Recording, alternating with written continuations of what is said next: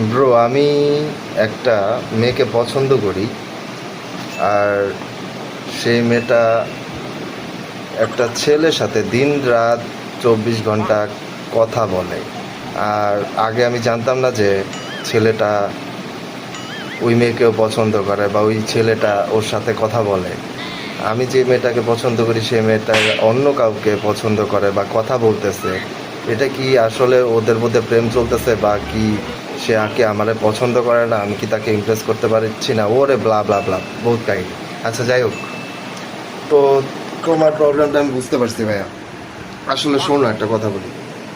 আহ, তুমি যে মেয়েটাকে পছন্দ করো সেই মেয়েটা তোমার ইগনোর করতেছে।